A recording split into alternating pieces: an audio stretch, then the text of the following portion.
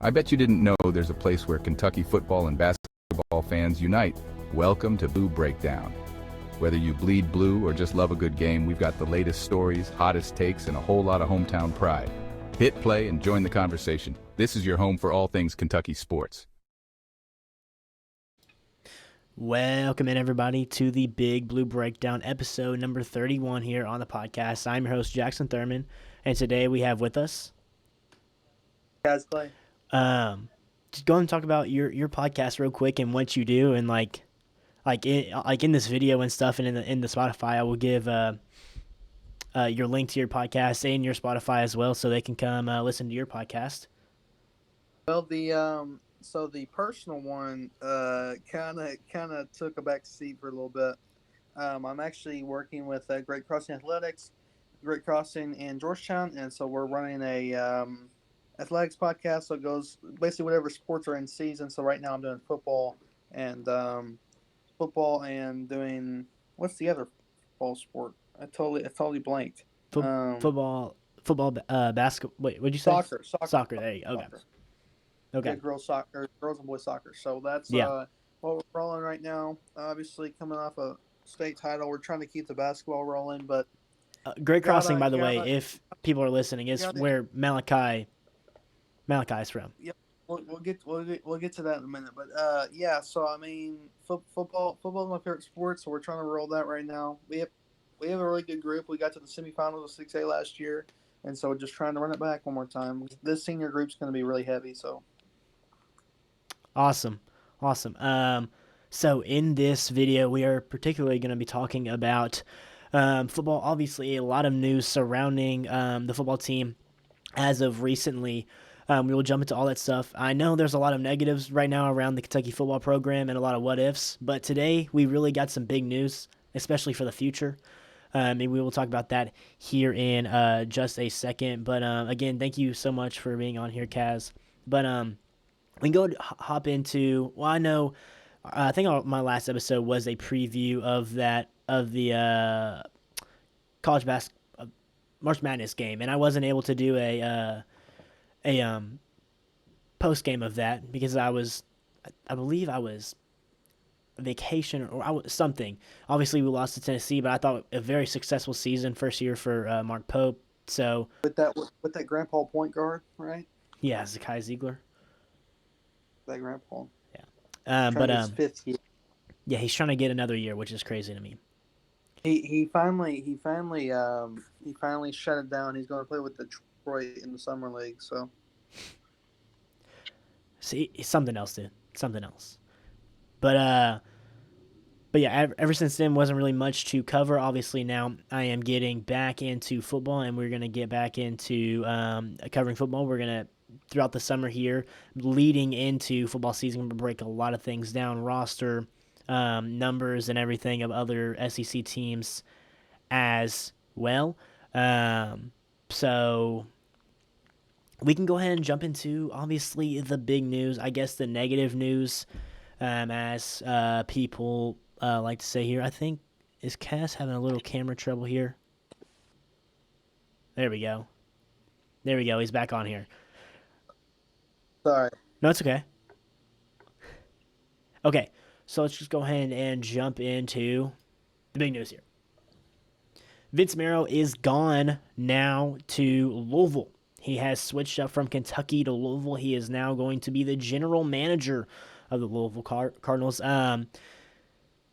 What's your initial reaction to this?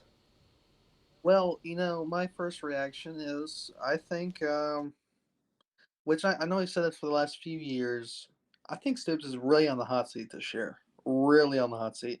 And I remember you said the other day he'll get enough wins to stay there, but I think he's really on the hot seat. Like, if he doesn't at least win 7 games, I think I think personally he should be out. I think he should have been out before Cal was, because for him to be the longest tenured SEC football coach is blasphemy to me. Like, that's crazy.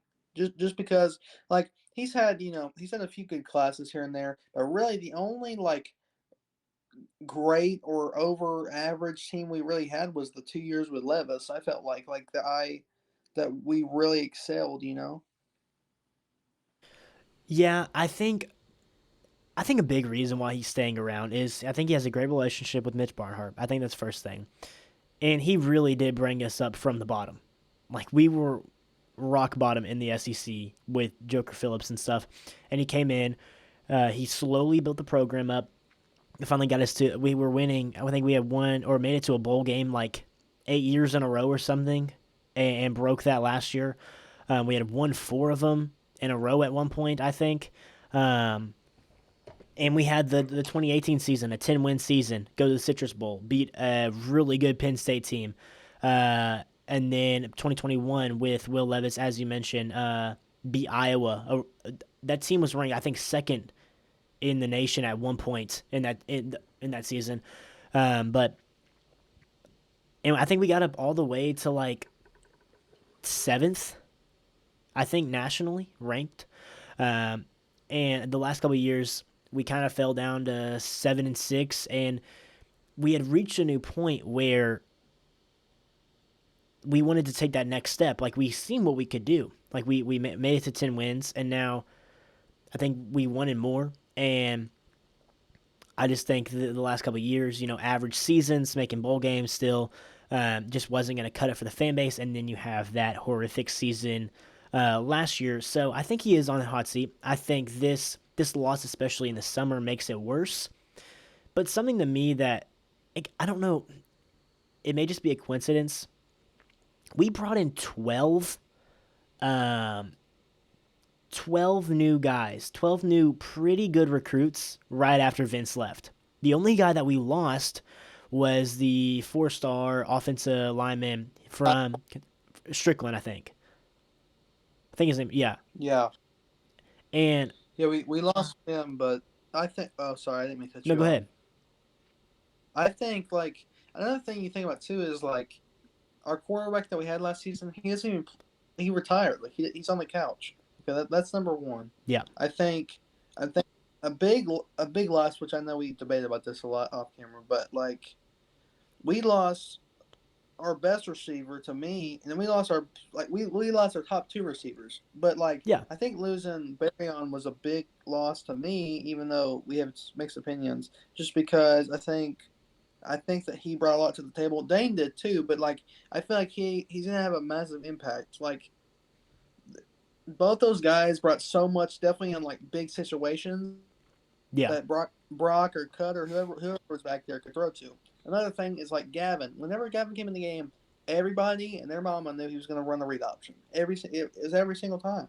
It was literally either to the left or to the right, but they knew he was going to run the ball. That was his only purpose. So yeah, like they knew that coming in. He might have thrown one or two passes, but that was max. yeah. Um, Again, I think obviously Brock Vandegrift did not turn out to be the quarterback. I don't think anybody expected like people could have said that he would have had a bad year, but nobody would think that he would retire after last season. But yes, I think losing those two guys are huge, right? We did bring in Which go ahead. I was just gonna say again, like on our defense, like we always pride ourselves to run the ball and have great defense. Like, and I'm not saying it's gonna be awful. We have some guys back, but we lost the best defensive lineman we have in Deion Walker, and then we also lost J.J. Weaver, great linebacker, great edge rusher. We lost Maxwell Harrison. I mean, we lost a lot of guys on like defense, which that's why we were able to hold teams to a lot of small points. Like you think back to Georgia, like we had an absolute clinic on the defensive side. Now, did we score the ball a lot? No, but our defense was able to stand, make it a game. So, I think our defense, will always be good, but it's going to take a little bit to get the program back from not I'm not saying ground zero, but this is kind of a big change. I feel like even though we did bring some guys in, e- even like if you get like a 5-star freshman like in basketball, it's a lot different because you can plug and play them a lot easier. Football, it takes a lot more time. Like you can't expect a 5-star freshman to go out there and be 100% productive for 50, 60 snaps a night. Like that's not a thing. Whereas like, hey, basketball, you got Jasper Johnson. They just won the under 19 gold. Okay. He's gonna make a massive impact, probably play 15, 20, 25, maybe even 30 minutes a night. Like we don't know. I think there's a lot of differences, and we'll get into basketball later, but like I feel like that's something that Pope does that, in my opinion, that I don't know if this is a hot take, but that I feel like Stoops doesn't do as well as far as like I feel like Pope is a very good, at least in his first year, about bringing guys from different backgrounds in, making sure that everybody is like that's wanted. Like that he makes sure that everybody knows that like, hey, we care. Like he'll be there for you. And I'm not saying Stoops is a bad coach. Like, he's there for a reason, or he would have been fired. But I'm just saying, like, I feel like Pope does a really good job about making sure everybody's valued, and that he understands the tradition because he played here. Like he's like, hey, like I'm glad to be the coach of Kentucky because why? Because he understands the tradition. He understands what it takes to be here. Like it's not just some run of the mill like mid major. This is the University of Kentucky. Like you got to wear it with pride. Like you got to understand. Like hey, a lot of kids from the state grow up dreaming to play here. So like you can't just come in here thinking, oh, I'm a 5 star. I got offered by all these Power Fives, so I'm just gonna come in here and do my thing and run an ISO ball. Like you're not James Harden. Like you can't. Like I think there's just a little bit difference there. Yeah, I completely understand that. Um, I do want to say, I do want to say this. We did bring in a top 10 transfer portal class. Top 10. And I think it's like fourth. I have to look at the numbers. We'll go into in depth in different episodes. Like fourth in the SEC. And the way I look at it is not based off of like what we look overall ranking as our transfer portal class in the SEC, but who we play. Like how do we stack up next to them in their transfer portal classes? Um, and I think we had like the 25th best uh, recruiting class, and I think, but it's not that. I think to me,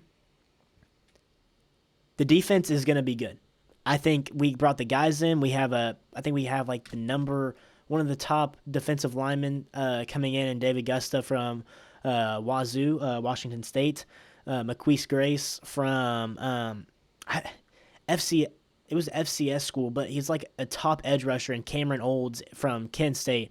I think our defense is going to be fine. And what has been fine the past couple of years, it's been our defense because Brad White is a heck of a defensive coordinator, and he usually brings in guys, and we have retention on that side of the ball. Um, the thing for me is going to be obviously the offense, as usual. I do think that we have upgraded some spots on the offensive line, which is going to be a much need. It's going to be big, and I think that it's kind of a wait and see for Zach Calzada. Brought him in from Incarnate Word. Was originally at Texas A&M and then transferred to Auburn, where he got hurt and never played a snap there. I think he's gonna bring that Will Levis type of attitude. If you've ever watched him play, Sorry, keep going, keep going, keep going. I think he's gonna be. He can run the football. He can run the football. He wasn't much of a runner at Texas A&M, but I think he especially expanded his game at Incarnate Word, where quarterback like that FCS school is one of the best schools for huh? They had Cam Ward. They did have Cam Ward, exactly. Huh? I said at one point they had Cam Ward. That's just an example. Yeah. And he went there his first 2 years of college. Didn't play his first year. Played his second. And Zach Calzada put up really good numbers there. That school is a very, very good at help like building quarterbacks. I don't know, like I want to say it's like the FCS of QBU, like you can kind of say it like that, but they're really good at kind of building you up, building better mechanics, and I think he has the tools. It's just a wait and see if he fits into our style of play. A good thing is that we finally have the same offense coordinator for 2 years in a row. It's the first time since Eddie Gran from his stint back 2016 to 2020 or 21 or something like that. I think there's some. it's just going to rely on our offense, honestly. I think our defense is going to do its part. It's going to be on our offense to be good or not, like half decent or not. Okay, hot take, and I told you this one time off air. I think it's worth giving a shot, but at the same time, I know it's freshman bugs. Like I've seen that with multiple quarterbacks. In my opinion, which I've seen some of his tape, because you told me to go watch it. I give him 4 games, but I really think Cutter Bowley is the answer. My only argument with that is they wouldn't. I don't think they would bring Zach Calzada in just to be a couple game guy. It's his seventh Yeah, but year in college football. okay, but And I my think they're point. sitting out Cutter right now because his body. He's not he's not built for that. I think he had. I totally agree. He's the future. He is the future of the program, especially maybe at the end of this year, maybe especially next year. He'll be the starting guy, unless he transfers. But I totally agree. But I think he's shown really good stints, especially in that Texas game. That Louisville game, yes, it was a mess. But go look at that Texas game. He played very, very good. You're right. Um, I just don't think they would bring this guy in just to be sat down like that. But I mean, at the same time, though, like you look at Vandegrift, like anything can happen, though. Like that's what I Yeah, mean. Like you can bring it. I'm not hoping. I hope he does very well. I hope he like exceeds his expectations. But like you can't come on here and tell me that like this. I'm not saying that Cutter's great, but when he's ranked 16th or 15th by every SEC quarterback poll, like we I don't expect to have a 5 star, but I'm just saying if you have somebody that is maybe a little bit younger that could learn, maybe give them a few games with Calzada, and then if they're not doing well, plug them in. Like I think he's plug and playable. I'm not saying like in bigger spots, maybe Calzada is better because he has more experience, but I'm saying as far as pure raw talent, I think over time he's going to get a lot better. yeah. I think if I understand, like I think if Calzada is not performing, you got to put him in. You got to make a change to at least try something Yeah. else. I agree. I do think he's going to be solid, but I think a reason that he's going to be solid is because I think our ground game is going to be the the biggest part of our offense. We're going to run the ball a lot. We have a three-headed monster in the backfield, and I think only way I think our passing game is going to be effective is if we get our running game going. I think we have the guys to do it. I think it just depends on the O line. I really like some of the pieces that we brought in. There's a really cool interview with a guy named Shiaza Pete he's the transfer. Yeah, transfer to Kentucky, offensive lineman. He's the highest rated offensive lineman that we got from the portal, and just a really cool dude. I really like him. I really like Joshua Braun. He's projected to be the third team all SEC from Arkansas.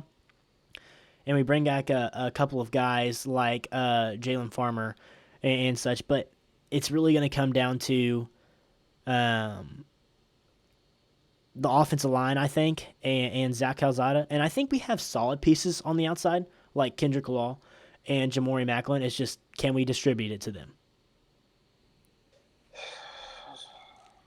Do you know who? Okay, I think our line and our defense is going to be very solid. I just really don't think we're going to be able to put up a ton of points. I really genuinely don't think our offense is high powered enough to compete.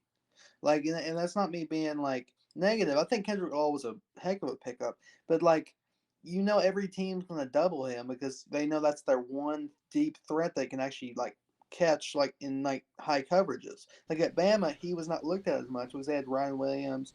They had What do you think about they had Jamori the. Macklin, though? I think he's the best deep threat that we got. I mean, yeah. I just think I think out of I think Kendrick. I think Kendrick's going to make a bigger impact and bigger difference. But that's just me. Um, hot take though, I will be in Columbia week 5. That's gonna be a heck of a game. I think Yeah. because that's right after. Well, that's kind of like our. I think that's our like first big SEC game, and that's really gonna show. Because I mean, I told you I was like, I think we'll beat Toledo. I think we'll beat Eastern Michigan. After that, I don't know, dude. Like I really don't. I think we got our first SEC game the second week. We get Ole Miss at home. Oh, oh. Yeah, yeah. Speaking of Uh, schedule, we can jump to that real quick. And as you can see, the schedule gives us obviously no favors here. You got Toledo, week 1. We got Ole Miss week 2, Eastern Michigan week 3, and I don't. Do we have all? Sorry, I can probably change that out here. Uh, so yeah, this is just home games. You are right, but to me, I know this is just showing home games. I can probably fix that here in just a second, but it, we have to start the year at least 2-1. Would you agree? I think we can, Yeah, but I think it's very doable. hot take. Texas is not going to be good this year, and good positive hot take. I think that what's that kid's name from South Carolina? I think he could be a dark horse for Heisman this year. Lenore I'm dead Sellers. serious. I'm dead serious. The way he played at Clemson the last week of the year was absolutely. They didn't have a lot of pieces. Now I did see where Beamer paid Dylan Stewart like 15 million to come back instead of transferring. That was crazy. Now, but like that's the thing though is like I feel like that's another difference which they're not even like a top level. That's like a middle of the road team. But I feel like that's another difference is like they have some really big X factors. And I'm not saying that's bad to lack, but like we don't really have a we're not depth really, and I don't feel like we have a lot of X factors. So I think it's not bad to have a rebuilding year, but I don't think we really have enough to generate with like main compete with the big dogs or even the middle of the pack. Maybe it just depends on who we play. Yeah, yeah. So I don't know why I got all the home games there, but it showed. I think half of them, whatever it is here. We can go back to it real quick. Uh, yeah, half of our basically more than half of our schedule here. Um, Toledo's not a guaranteed win. Let me just say that, and I like. No, they're the best team in the MAC, and they beat Mississippi State last year, whooped them, and then they whooped on Pittsburgh in in their bowl game. But I I I like that as our first game because a team like Ole Miss is not going to play a team nearly as tough as Toledo in their first week, and maybe that gives us a little bit of a challenge, and we genuinely have to work through things like against a really good Toledo team. I do think we will come out on top at the very end, but I think, huh? Yeah, It's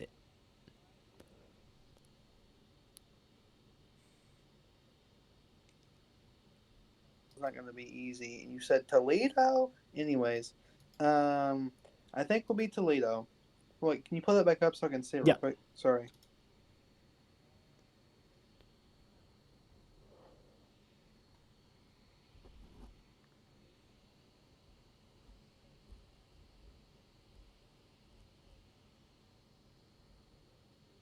yeah.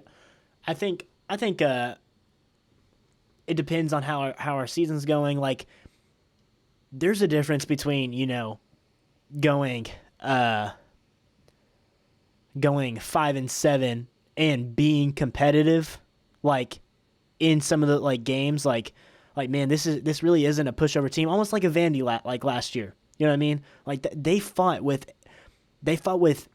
obviously they beat Alabama. They fought with Tennessee like very very well at the end of the season there.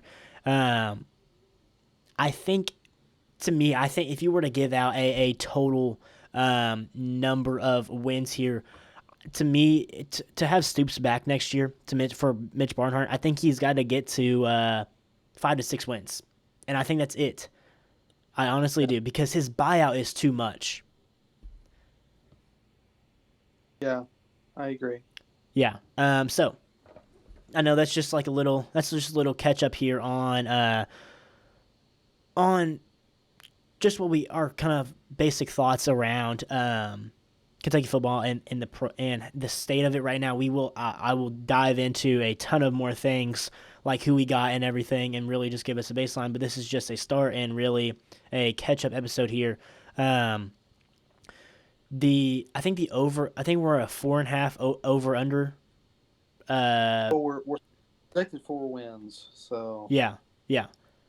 So take that as you will. But if there's positive news, it is this Matt Ponatoski, 4-star commit to the University of Kentucky QB. He will also be playing baseball at the University of Kentucky, which I think is pretty daggone cool.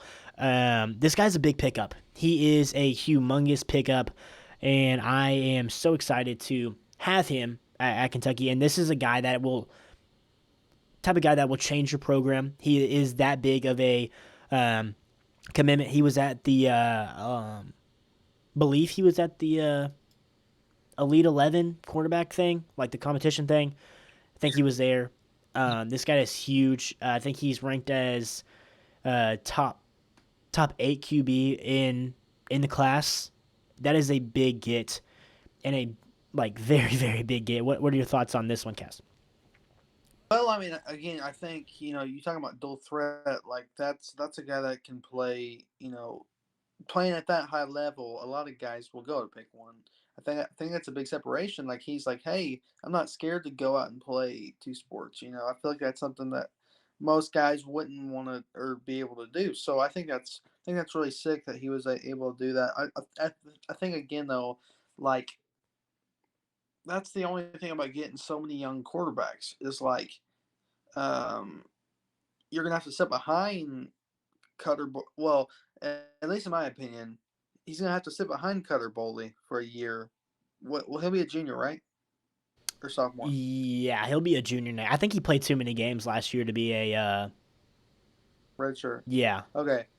So yeah, so he'll be a junior. So he's gonna have to sit behind him for what is this? Is this next year's class? Right. Yes, I believe this is a 2026 commit. Okay. So yeah, so he'll have to sit behind them the first year, which isn't bad, and then he'll learn from him, and then I think he'll take the reins. But that's what I mean. Though, like some kids don't want to sit there and Yeah. just not play. Well, I think when But like I think when it's a year or two, it won't be that bad. I honestly don't think so, and he can redshirt a year. So, yeah. but I think for the future, quarterback position isn't really looking that bad. What you think with Cutter, with No, now Matt? I don't know at all. But I just have some question Do marks. you think Like we just I have to feel like surround those guys now? yeah, I think they need more weapons. Like I feel like Dane and Barryon and oh, who's our slot? Our Um, slot last year, yeah, Jamori. yeah. Like I think we had the weapons. It's just like I don't think there was like we can't keep guys consistently there. That's like our turnover rate is not very good on offense at least. Defense is normally pretty good, but offense turnover rate is not very good. So Yeah, yeah, I would agree. And I think um, there was a lot of locker room issues last year, and I think Coach Stoops lost them last year. Honestly, I think he lost them, and I think that um, I think some of those guys he just let walk because he felt like they were a locker room issue, and hopefully that's out. Hopefully we get back to just this kind of underdog mentality when Stoops thrive. That's the type of mentality that he had, and that's what type of mentality that all of UK really just kind of took in. Hopefully that's how it goes now. But with how bad we were last year, I don't think there should have been any locker room issues with how bad we were.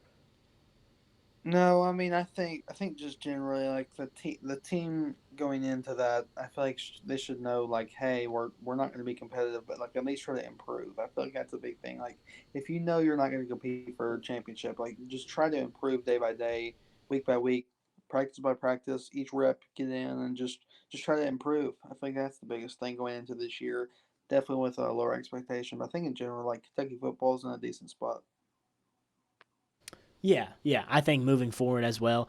Um, I think a lot really is riding on this season, and I don't know if he'll. I don't think he's going to be an upper echelon SEC quarterback. I don't. I think maybe at best he may be a middle of the road type of quarterback, but I really do hope Zach Calzada hits, and he's just like a why am I blanking on his name? Like a Diego Pavia from last year, like just kind of comes out of nowhere and hits you. I really do hope it's like that, and I think they have a chance to do that. It's really just going to all depend on the offense, but you got a nice commitment there. Obviously, Vince Marrow gone now to Louisville, and um, I don't I don't think that's going to affect us as bad as we necessarily think. We're bringing in like just kind of 4-star quarterback there, but that is a big loss. I think at the end of the day, especially to lose him to your rival school, but I don't think that's going to hurt us too much in the long run. But that is obviously some big news. He's been with Stoops here, I think, since the very beginning. So all 12 years, all 12 years. Now he's gone to Louisville. Yeah. Sorry, my phone's about to die like our offense this year. I'm at 3%, so I'm gonna have to hop up here. But I really Die like our appreciate offense.